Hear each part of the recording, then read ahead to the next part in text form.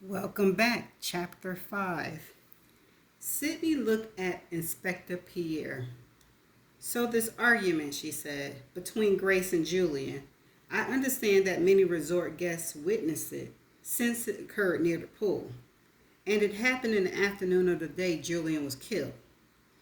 But is an argument between two young lovers so uncommon that it made you immediately suspect Grace? I don't know any young couple who don't have a spat every so often. The argument alone was not what raised my suspicion. It was the cause of the argument, Pierre said. Grace admitted that it had to do with her past relationship with Daniel Greaves. That's what she suggested, Pierre said. It was a convenient way to explain the fight and clearly implied that Julian was angry with her, that he was the jealous one. But you don't believe this? No. We pulled the phone records from Julian's room. It showed 3 calls to a New York extension during his stay. When we tracked down the recipient of the calls, we discovered that it was Julian's past girlfriend. Dum dum dum dum. What you called a lover. The final call to New York was made on the afternoon before Julian was killed and immediately preceded the witness argument between Julian and Miss Sabold. And when we pulled Mrs. Sabold's phone log, we found an outgoing call to the same New York extension. So, it was my logical conclusion that Miss Sabold discovered that Julian had been phoning his ex-lover and that she called the number to confirm her suspicions. This is what caused the argument between them. And despite how Miss Sabold would like things to perceive, she was the one who was angry that day, not Julian Chris. This ex-girlfriend of Julian's, Sydney said, does she have a name? Miss Allison Harbor. You spoke with her during your investigation? Of course. And she confirmed that her and Julian relationship was still ongoing. Ongoing in what way? In an intimate way, Miss Ryan. Sydney took a moment to collect her thoughts. The idea of Grace discovering Julian's continued relationship with a past girlfriend had caught her off guard. Finally, she looked back at the inspector. I can understand how this omission on Grace's part could be considered deceptive. I would classify it as a lie, Pierre said. Understood. But this single misrepresentation of an argument given by a young girl under tremendous stress, remember, her boyfriend had just been found dead, and she was now being interrogated by the police. That was enough to cause you to focus your investigation so tightly on her and her alone? Inspector Pierre shook his head. No, Miss Ryan. You asked how Miss Sabold originally came under the suspicion when more than 100 guests were registered at the hotel. Her lie about the argument was the origin of my distrust. But it was the blood that caused me to suspect Miss Sabold above anyone else. The blood? Yes. Sydney has seen the photos of the splatter on the bluff many times. The blood was so minor, though. I'm confused. I would argue that the blood was minor in no way. There was a great deal of it. A great deal? Sydney asked. 4 drops of blood? Isn't that correct? The splatter pattern on the bluff contained 4 drops of blood. That's correct. Plus another collection of blood from a second location on the bluff. So a single splatter of 4 drops and a second collection is considered a great deal of blood by the St. Lucian Police Force? And how exactly did the blood up on Gros Baton raise your suspicion that Grace was involved? Pierre narrowed his eyes and slowly shook his head. You are considering only the blood found on the bluff, Miss Ryan. When taken with the other blood we discovered in Miss Sabone's room, it can be described as a great deal. Okay. The Girl of Sugar Beach pilot episode, based on the interview with Claude Pierre. The man has a serious authority problem, Ellie Razor said as she stormed into Grace Cottage. It's abuse of power and intimidation.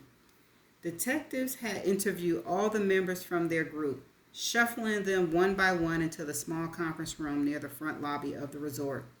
Soon after Grace was allowed to leave, they had summoned Ellie Reiser. What happened? Grace asked, her eyes still red-rimmed from her time with Inspector Pierre. He's an asshole. He can't treat us like that. Ellie, what happened? He asked me the same questions 100 times while his little minion scribbled everything I said into a notebook.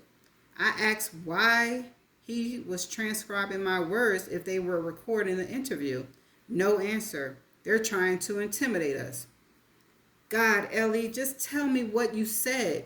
It was the same detective, right, Pierre? Yes, he asked if I saw you last night. You stayed in my room. Please tell me you said this to him. Yes, Grace, I thought it might be important to mention that I was in your room overnight. Ellie looked to the corner of the room where Grace's younger brother Marshall sat at the table with his chessboard laid out in front of him, the pieces perfectly arranged. Her face took on an expression of smelling a foul odor. Does he ever stop with the chess thing? Ellie lowered her voice. I swear, I love him, Grace, but does he even know what's going on? He hasn't fully recovered from the seizure last night. I'm not deaf, Marshall said in a calm voice while he surveyed the chessboard in front of him. And Ellie, yes, I'm well aware of what's happening. Thanks for the air of superiority, though. It's always charming. Marshall, Grace said, shaking her head subtly, when her brother made eye contact with her. It was all she needed to do to keep Marshall at bay.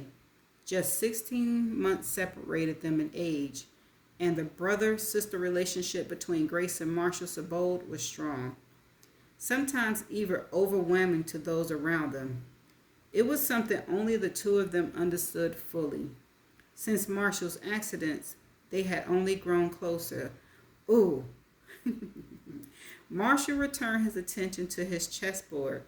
Grace looked back at Ellie. What did Pierre say when you told him you were with me? He wanted to know what time I came to your room and how much I had to drink. His partner scribbled everything I said in his notebook. Grace ran a hand over her cheek and to the back of her neck. They think I did it. God, Ellie, they think I did this. Stop being hysterical. That's what they want, hysterics. Instead of looking for who actually killed him, they're wasting time trying to scare us. Grace startled at the loud knock on the door. Two loud smacks followed by the one rhythmic, but not jarring. Caribbean lilt from the other side. Miss Sabold, it's Inspector Pierre with the Royal St. Lucia's Police. Please open the door. Grace's lips separated in a frozen pose as her eyes went wide while she stared at Ellie. In the corner, Marshall quickly collected his chess pieces and folded his set clothes. Miss Sabold! More knocking came from the door. Go, Ellie said, pointing to the door. Grace wiped her eyes with the back of her hand as she walked across the cottage and pulled open the door. Inspector Pierre stood in a doorframe and huddled wait a minute, let me read that again, sorry. Inspector Pierre stood in a doorframe, a huddle of police officers behind him. Miss Sabold, Pierre said, handing Grace an envelope. We have a warrant to survey your room. The cottages were isolated by the lush grounds of the resort and speckled within the rainforest at the foothills of the plantation. Despite being small in its capacity, only 88 cottages Only 88 colleges, villas, and bungalows made up Sugar Beach Resort. The resort grounds were expansive. Tuk-tuk carts transported guests throughout the property, both because the walk from the cottages to the beach was long, but also because the terrain was hilly and difficult to manage on foot. After the Sabold girl was ushered from the room, Pierre and his team entered through the front door, greeted by a large bedroom of cherrywood floors and an expensive four-post bed draped in a brilliant white sheets. A matching sofa and overstuffed chairs sat in a corner and faced a flat-screen television. A private bar was stocked with Chairman's Reserve rum and Paton beer, the countertop covered with coffee and tea paraphernalia. Off the bedroom was a walk-in closet, which led to a luxurious bathroom.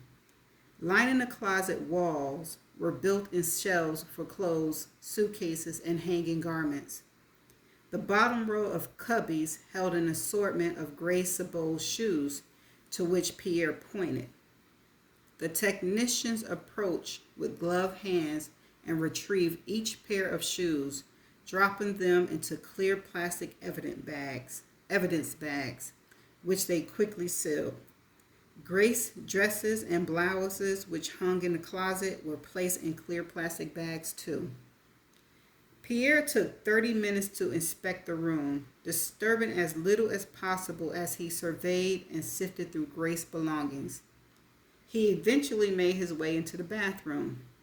The wooden shutter blinds were operated by a middle panel lever, which he pulled down until the room was dark. "I can smell it before we even looked," Pierre said. "Me too," the technician said. As Pierre stood in the corner, the technician squirted luminol from a plastic spray bottle. Methodically, he covered in a grid formation the sink and countertop, the mirror and wall, the armoire, and finally the floor in front of the sink. When he was finished, he backed away. Inspector Pierre clicked on the handheld blacklight. The mirror and wall were blank, but the sink and floor glowed with a fluorescent blue, bright and eerie in the darkened room. The second technician removed several vials from his pocket, unscrewed the top to one of them, and withdrew the cotton swab, which had been soaking in the vial solution. He methodically swabbed each area that glowed under the spell of the black light. He used 4 vials to swab the floor and another 6 to capture the evidence on the countertop and sink. Finally, he unscrewed the drain from under the sink, emerging with a U-shaped PVC fitting in his hand. Pierre opened the blinds and clicked on the bathroom light. The technician dipped another swab into the back shallows of the drain pipe, momentarily losing sight of the white tip as he brushed against the top of his fitting. When he pulled it out, the once white cotton tip was muddy red. Okay, that's the end of chapter 5. And I have a thought. If Grace didn't do it, do you think her brother did it? Because Grace was upset at finding out that Julian was still seeing his ex.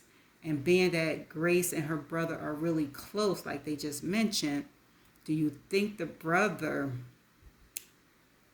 could have done it? But then that doesn't explain why Grace is saying her innocence, because if she's innocent, that means, yeah, but it could be, let's do that. And furthermore, I was like, well, he did mention in the first book that he shouldn't have been mad at her when he was doing wrong. So his wrong was being with his ex-girlfriend. But see, they didn't mention if the ex-girlfriend was there. Okay, I see what they doing. All right, well, that's my thoughts. What y'all thought? What y'all thinking? What you thinking so far? I'm liking it so far because this is how I like it. Give me the details so my mind can start spinning. Okay, y'all, tell me what you think.